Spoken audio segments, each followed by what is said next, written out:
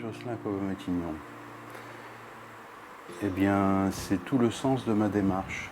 Parce qu'en fait, savoir qui je suis, c'est le cheminement de ma démarche artistique.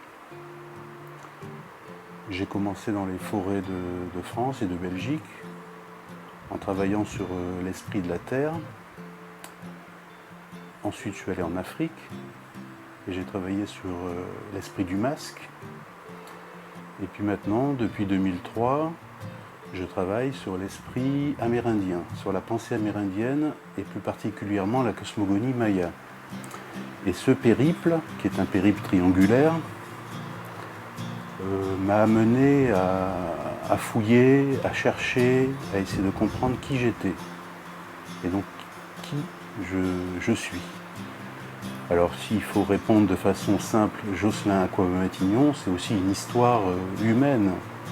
Acquaba, ça veut dire bienvenue, c'est originaire du pays Akan, Côte d'Ivoire et Ghana, ça veut dire bienvenue.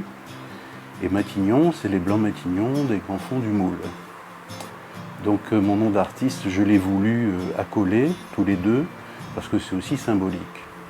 Alors, ce qu'on peut dire de la pensée amérindienne au travers de mon travail, puisque je ne suis pas un anthropologue, je ne montre pas la pensée amérindienne sous un plan social ou autre, c'est ce qui vient nourrir mon travail artistique. Et en fait, la pensée amérindienne, c'est avant tout une pensée qui se situe dans le sacré, c'est-à-dire c'est un monde qui place l'homme dans un environnement sacré. L'ensemble de la Terre, ce qu'on appelle la Terre et les apparences de vie, c'est le sacré. Donc toute la quête, ça va être une marche solaire, puisque dans le monde amérindien, il y a différentes directions solaires, et ces directions solaires, en fait, construisent l'homme et l'amènent vers le soleil. Alors, dans mon travail, j'y puise les différentes symboliques, de l'Est, du Nord, de l'Ouest et du Sud, avec l'esprit de la terre et l'esprit du ciel. C'est intégré, mais librement intégré, c'est-à-dire que ce n'est pas forcément quelque chose qui est figé par rapport à une pensée traditionnelle. Alors, comment sont construites mes toiles? Alors, l'ensemble de toute façon du travail est foncièrement symbolique. C'est essentiellement symbolique. Donc la taille déjà, la taille des œuvres, 1 mètre ou le quart du mètre, etc. Tout part autour du mètre, parce que le mètre, c'est aussi une dimension symbolique liée à la dimension de la planète. Ensuite, en général, quand je commence, je crée toujours dans le fond une géométrie sacrée, donc qui va structurer le cœur, l'arrière-plan du travail. Et puis ensuite, les couleurs viennent se poser sur cette architecture un peu mandala.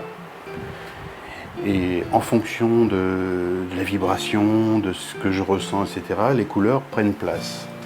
Une fois que ça s'est placé, j'intègre, je dirais, de l'iconographie maya ou autre, ou amérindienne, par marquage.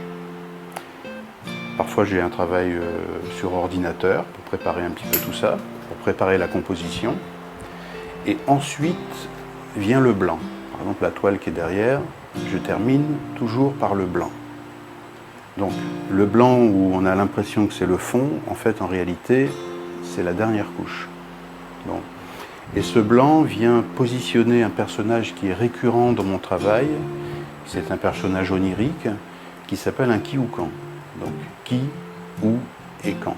Voilà. Partout il apparaît, il a une tête en forme de mandorle, d'amande, ses mains sont des pieds qui crachent des langues de feu ou qui reçoivent des spermatozoïdes.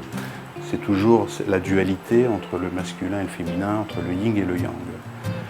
Voilà globalement la façon dont sont structurés mes tableaux.